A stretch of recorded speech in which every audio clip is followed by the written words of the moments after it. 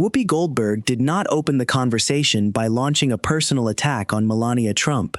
Instead, she relied on Melania's own published words.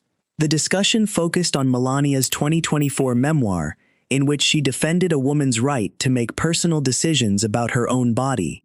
Now, I've hired Whoopi to work for me as a comedian before this stuff, and a long time ago.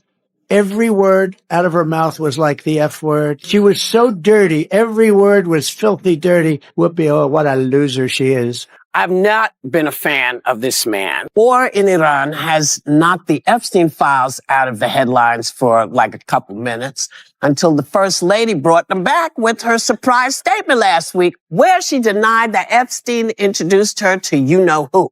The lies linking me with the disgraceful Jeffrey Epstein need to end today. But apparently, his wife has different thoughts on the reproductive rights after posting this video plugging her memoir. Take a look. Individual freedom is a fundamental principle that I safeguard. Without a doubt. You never see what happens afterwards. Real life, that is second to second, minute to minute, day to day. So you can't roll with this. You can't roll with these platitudes because they are not what a real relationship is made of. That's why I'm not in one. He will be formidable because he's loud, but it doesn't mean a thing until you show people what you think you can do for the country. You got a lot of people who want to run for president. If you can stand up to them, forget about us, because clearly you don't care what we think, because some of us, my God, we're rapists and we come from countries in Latin America and all these bad things. No shame at all. This is can you get any lower? I don't think so. And what do you have to say about what's happened around the world? Where is our voice as Americans? Somebody's got to speak up for us. She also described individual liberty as one of the most essential principles of a free society. That position appeared to stand in sharp contrast to the political movement surrounding Donald Trump, whose Supreme Court appointments played a key role in overturning Roe v. Wade. Rather than rushing ahead, Whoopi allowed that contrast to settle in before asking the question that transformed the entire conversation. If personal freedom is important for Melania, why should it be any less important for every other woman?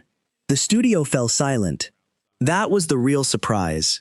It was not a hidden recording, an explosive family secret, or a sensational revelation. It was the clear divide between a privately expressed belief and the public political legacy connected to her husband. Melania had openly stated her position.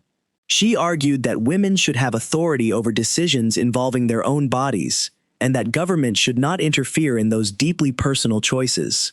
Donald Trump, meanwhile, repeatedly highlighted his role in appointing the 3 Supreme Court justices whose votes helped eliminate the federal constitutional protection for abortion. Whoopi never resorted to personal insults. Instead, she centered the discussion on consistency. For many viewers over the age of 65, the issue carried decades of history. They remembered when Roe v. Wade became the law of the land in 1973. They had witnessed years of national debate over judicial appointments, privacy rights, religious beliefs, and women's reproductive freedom. To them, this was never merely a political talking point. It affected real families, physicians, patients, and women facing deeply personal decisions that no outsider could fully understand. Whoopi's argument remained straightforward. A principle only holds value if it applies equally to everyone, not just to the person expressing it.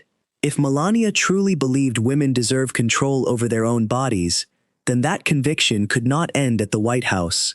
It would also have to extend to women in Texas, Florida, Ohio, and every other state where abortion laws became dramatically different after Roe was overturned. At the same time, Whoopi avoided suggesting that Melania personally directed her husband's policies. She did not. First ladies do not nominate Supreme Court justices, sign legislation, or issue judicial rulings. Even so, Melania's public comments remained significant because they highlighted an apparent difference of opinion within one of the nation's most recognizable political marriages. The central question was never whether a wife must agree with every position held by her husband, Instead, it was what that disagreement revealed. Melania's statements recognized that reproductive choices belong to women themselves. Donald Trump's political record, on the other hand, helped shift major abortion decisions back to individual states, creating a system in which access depended heavily on where someone lived. Whoopi then delivered the line that became the defining moment of the segment. Freedom cannot mean unlimited choice for you, while everyone else lives under someone else's rules. The audience immediately responded with enthusiastic applause. With that statement, the conversation moved beyond rumors and speculation. It was no longer about whether Melania was quietly distancing herself from her husband, disagreeing with campaign messaging, or promoting her memoir for publicity. The discussion became centered on the true meaning of freedom.